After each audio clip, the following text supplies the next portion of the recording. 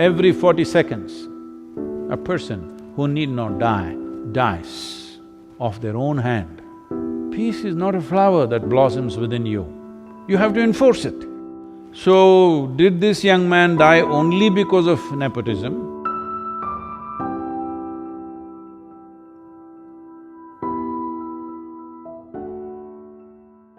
After the recent death of a Bollywood star, there is a lot of debate in the country about nepotism. Some people believe it is their karma that they are born into a certain privilege. Is this true? The Mumbai cinema scene lost a upcoming star. Well, you can always…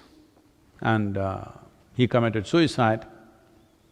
Must be just over 30 years of age, I think, I'm not sure, I've only seen him now after his death, otherwise I had not heard or seen of him because I know very little about Indian cinema, I should say.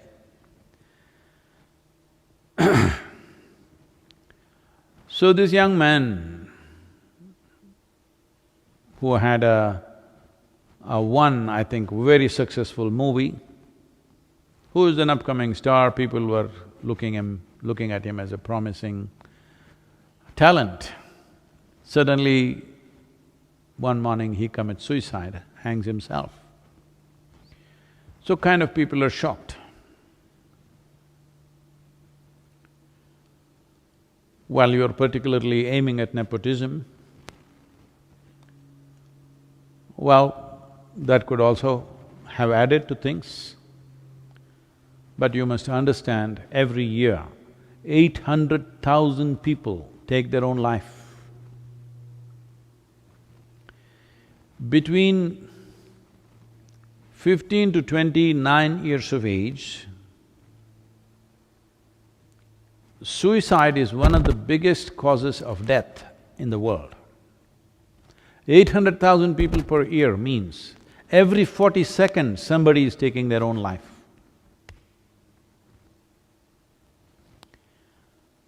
Why so many people want to take their own life? Because in terms of food, world is better organized than ever before. Very few nations in the world still suffer from starvation. All other places, 30% of the world's population is obese, that means definitely there is no starvation. But certain part of the world, another 30% maybe, or another 20% in the world, unfortunately, are malnourished, a small number is towards starvation. In many ways, compared to any time in the history of humanity, our food is better organized. So that's not the reason for death, that people could not find food and they died. No, they're killing themselves. Healthy people, well-to-do people are killing themselves. Why would any individual want to take their own life? You do one thing, go outside, find an ant. See, you try to trap him, try to act like you want to harm him. He will do everything possible to save his life, because that is the nature of life. An ant does not think, I'm just an ant, a worthless little ant, what is there if I die? That thought never occurs to him, because he is programmed by nature. That life is the most significant dimension that's happening to him. Other aspects of his life, whether they're happening or not, we do not know. But he clearly knows the most fundamental and significant element of his life is life itself. Every creature in this world understands that. Only a human being somehow can defeat this. When your survival is in question, you also understand that. But when survival is not in question, then your psychological realities become bigger than your existential reality. Because of this, if it's wrong kind of thought process and emotions start happening, you will start moving in this direction. Well, there's a whole lot of people who constantly hitting me because I said, whether you are well or ill, physically and mentally, is your choice. Well, Sometimes you may get infected with something. Infections and things that come from outside are different. But things that you generate from within is entirely your choice. You may not know how you're making the wrong choices, but knowingly or unknowingly you're making the wrong choices because all chronic sufferings that you have, physical or mental, is generated from within. Maybe it is so strongly generated, sometimes you feel helpless about it. True, I agree with that. But at the same time, how much intensity of problem do you suffer and how you suffer is definitely controllable from within. A whole lot of people go into depressed modes at various times in their lives when things don't happen the way they think it should happen. If two things today do not happen the way you want them to happen, by today evening you may be somewhat depressed. In the evening, you may sit there and talk yourself out of it, or maybe you sit with your friend and they talk you out of it, sit with a loved one and they talked you out of it, or you slept over it and tomorrow morning you are out of it. This is happening to a whole lot of people. But some people go into that and they are not able to come out. The slope was too steep, they could not climb up that evening or next day. They lasted for 3 days or 5 days and then they sought professional help. If you seek professional help also, in the initial stages, they're only trying to talk you out of it. You can call it a therapy, you can call it whatever. Essentially, they are trying to talk you out of it. Maybe they're professionally trained to do that, but your loved one or your friend may do it in their own way, or you might do it in your own way. So I'm saying, if you have slid into a depressed state, you can be talked out of it.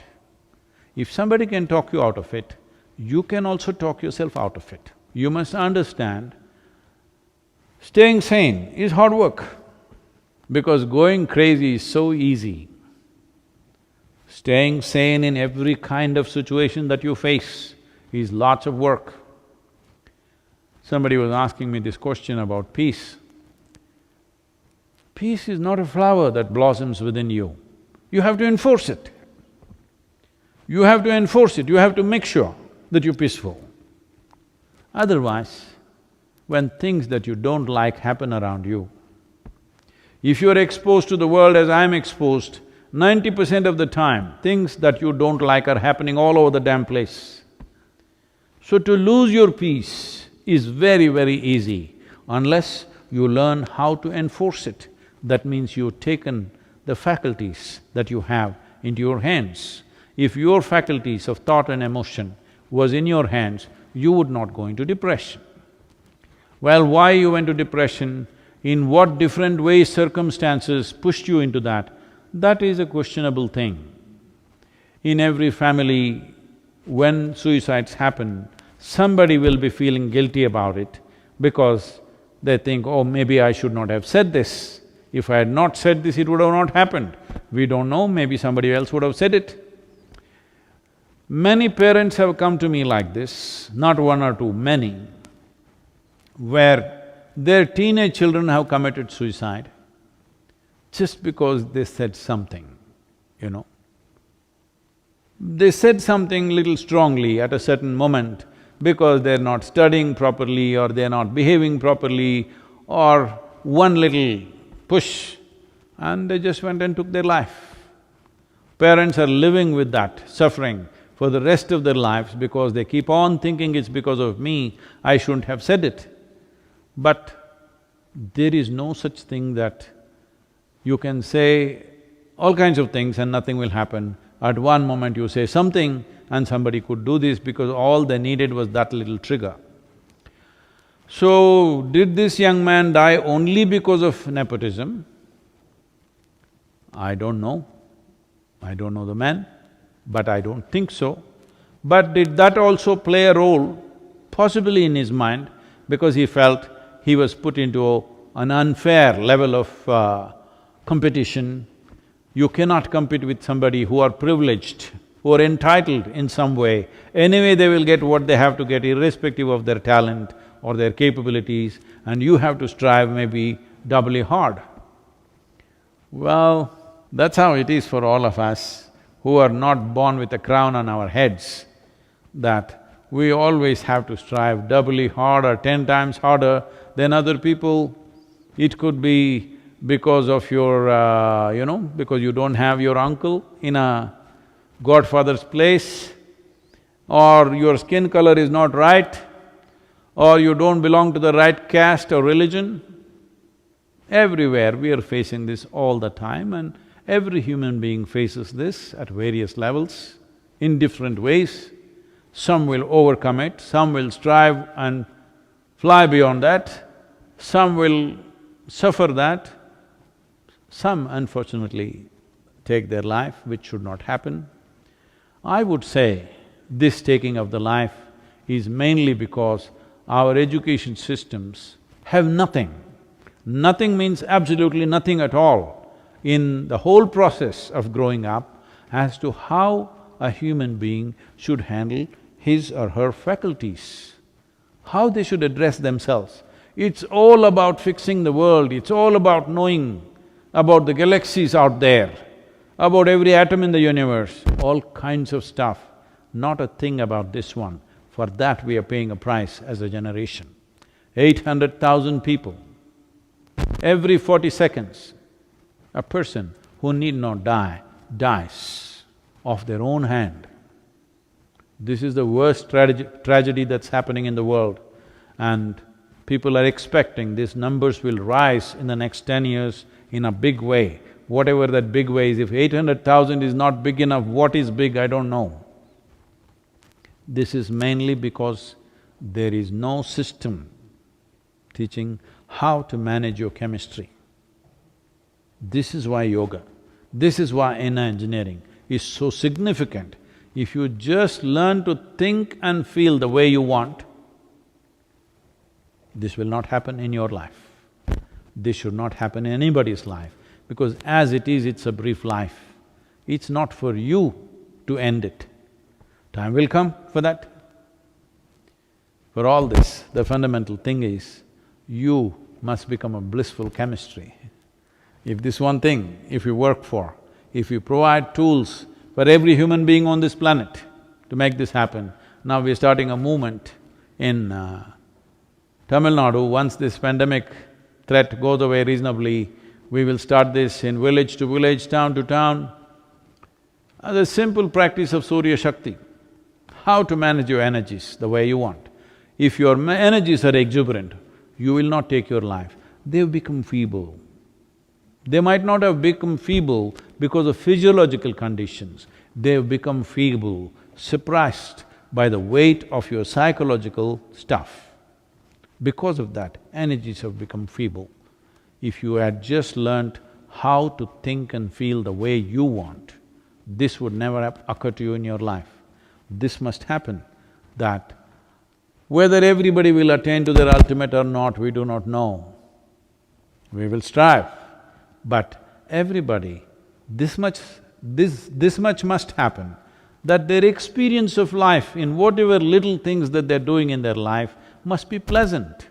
This we can definitely achieve. If every one of you stand up and strive, this is very much possible that we can create a generation where their experience of life is pleasant. They need not imbibe any chemicals in the form of drugs, alcohol or this or that. Simply to sit here peacefully and blissfully. Every human being should be capable of this, because this much awareness and intelligence is invested in every human being.